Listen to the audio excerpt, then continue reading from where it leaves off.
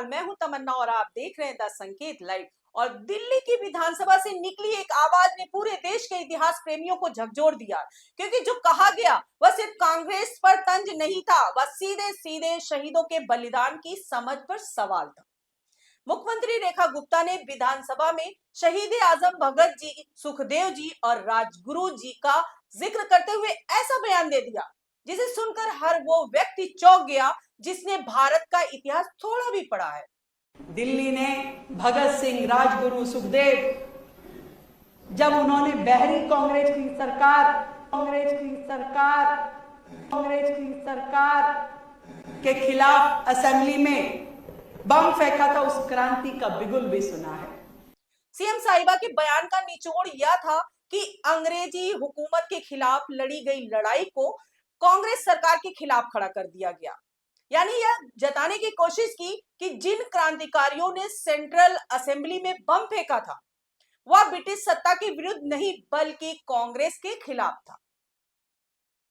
अब जरा सोचिए, 1929 का भारत, जहां अंग्रेजों का राज था, जहां ना भारत आजाद था, ना कोई भारतीय सरकार सत्ता में थी, ना ही कोई विधानसभा भारतीयों की सरकार चलाती थी।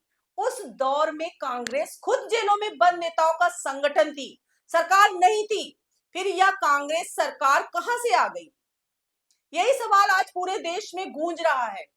भगत सिंह ने सेंट्रल लेजिस्लेटिव असेंबली में बम इसलिए नहीं फेंका था कि किसी पार्टी को डराया जाए, बल्कि इसलिए फेंका था ताकि बहरी हो चुकी ब्रिटिश सरकार को जगाया जा सके। खुद भगत सिंह ने कहा था, बम किसी को मारने के लिए नहीं बल्कि बहरी सत्ता को सुनाने के लिए है। और यह घटना भारत की स्वतंत्रता संग्राम का प्रतीक बन गई।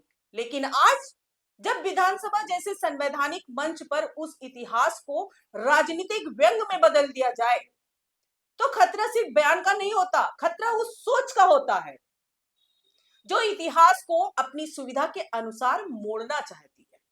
मुख्यमंत्री ने तंज कसते हुए यह भी कहा कि लगता है इतिहास अब रिमिक्स मोड में आ गया है और अगली बार शायद यह भी सुनने को मिले कि चंद्रगुप्त मौर्य ने गांधी जी के निर्देशन में साम्राज्य विस्तार किया। सुनने में यह व्यंग लग सकता है, लेकिन असल में यह वही मानसिकता है जो इतिहास को हल्के मजाक में बदल देती है।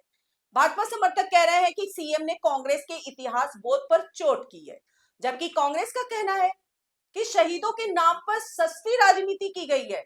लेकिन यहाँ असली सवाल भाजपा बनाम कांग्रेस का नहीं है। असली सवाल ये है कि क्या सत्ता में बैठे लोग शहीदों को पंचलाइन बना सकते हैं? भगत सिंह किसी पार्टी के नहीं थे, वह उस भारत के थे जिसने गुलामी स्वीकार करने से इनकार कर दिया था। राजगुरु ने गोली किसी पार्टी पर नहीं चलाई थी। सुखदेव ने फांसी किसी पार्टी के लिए नहीं चढ़ी थी। उनका संघर्ष सत्ता के लिए नहीं बल्कि आजादी के लिए था। और जब आज की राजनीति उन्हें अपने झगड़े में घसीट लाती है तो यह सिर्फ राजनीतिक गिरावट नहीं बल्कि नैतिक पतन भी है।